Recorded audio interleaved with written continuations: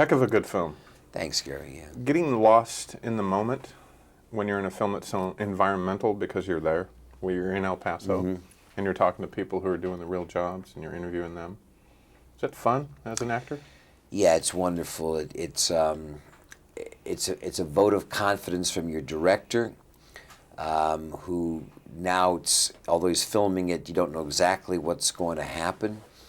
But I'm very grateful to the Department of Justice and Ray Kelly, who, they took a look at this script in the beginning. Obviously, there were some things they disagreed with, but they gave her blessings to it.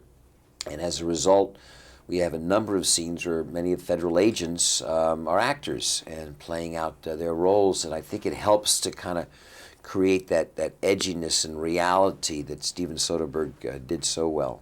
Yeah, you have to have actors that can do that and a crew that can pull it off and a director that can do all that stuff. You're also in a movie that makes wonderful statements without making statements, which is a tribute to subtlety.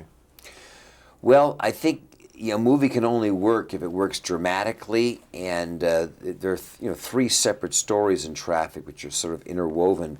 Each of them has its own dramatic turning point, and it only works that way so that when you go out of the theater and then start talking about this whole drug issue, it raises a lot of questions. But if the movie didn't work, there wouldn't be a conversation. You understand, being a dad, that whole rage that a parent and the struggle that he's caught up with. The character, and my heart goes out to that man that has to face all those things because he's probably not faced a whole lot. Well, that's why I think we chose, in my case, I'm a conservative Supreme Court judge from Ohio, recently appointed by the president as the drug czar, and the last person in this country that you'd think whose daughter would be spiraling out of control in drugs. But that's the truth. That's the reality. There's a lot of families out there who parents have no history of drug use, but have had to confront it.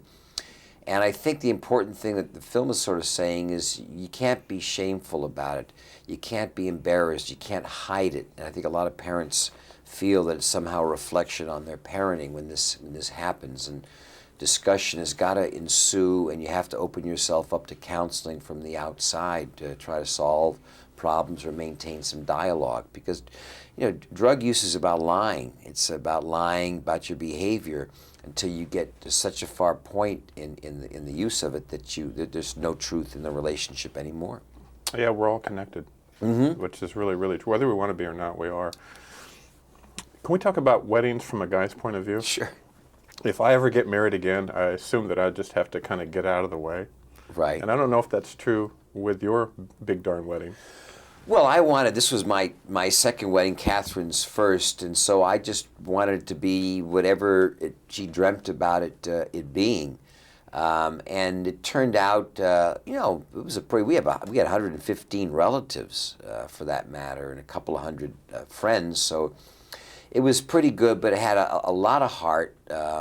Really was very, very warm. It was so nice to see her family from Wales, getting together with all my relatives from upstate New York and Bermuda. That's a party. Yeah, that was a real party. And a lot of heart and love, and they told us the next day that we set the record at the hotel for the longest wedding in the history of that hotel. It finished up about 6 a.m. in the morning. So you considered it a massive success? Yes, we really did. Obviously we had all the issues and problems with the photographer stuff, and we tried to control that as best we could to have some management. But it was a wonderful, wonderful evening, and the best advice we actually got was somebody told us, try not to drink at your own wedding because it's a blur anyway, and you get nervous and you drink a little bit and then you don't remember anything. And so we really made an effort that night, and it really did pay off because you could just have much more clarity about the whole event. And a week before, you didn't want to just slip out and go to Vegas? No, we were committed. We were there all the way. No, it was great, and I was ecstatic, and at least she was a beautiful bride, to say the least. Yeah, you married way above yourself. Yes, right. Thanks.